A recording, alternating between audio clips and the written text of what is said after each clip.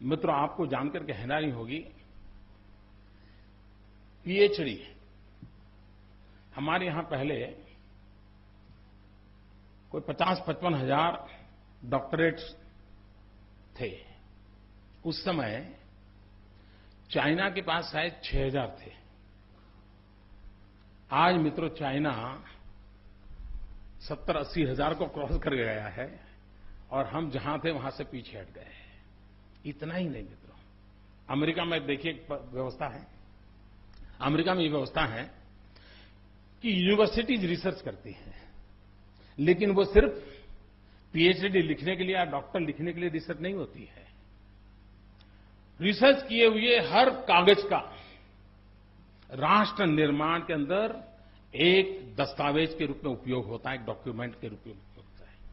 अगर अमेरिका को मान लीजिए तिबेट की फॉरेन पॉलिसी बनानी है या तिबेट से ट्रेड रिलेशन करना है, तो पहले क्या करते हैं, उनकी यूनिवर्सिटी 10-12 यूनिवर्सिटीज अलग अलग सब्जेक्ट लेकर के वहां के स्टूडेंट्स को तिबेट में रिसर्च करने के लिए भेजती है।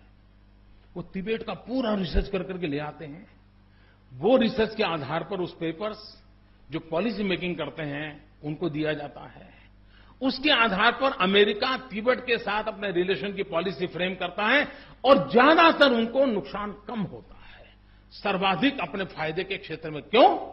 तो रिसर्च की हुई चीजों को पॉलिसी मेकिंग प्रोसेस में जोड़ा जाता है। मित्रों, मैं दुख से साथ कहता हूं, देश आजाद होने के बाद जितने लोगों ने रिसर्च किया है, इसका कोई यूनिफाइड डाटा इस देश के पास नहीं है। कितने गोल्ड मेडलिस्ट हैं, किस विषय पे गोल्ड मेडल लिया है, देश के पास जानकारी नहीं है।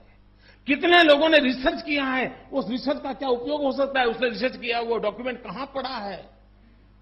क्या मित्रों, आज की टेक्निकल युग में और कंप्यूटर साइंस के उपयोग में, ऑनलाइन चीज में हम इसको कम से कम कंपाइल कर सकते हैं कि नहीं कर सकते?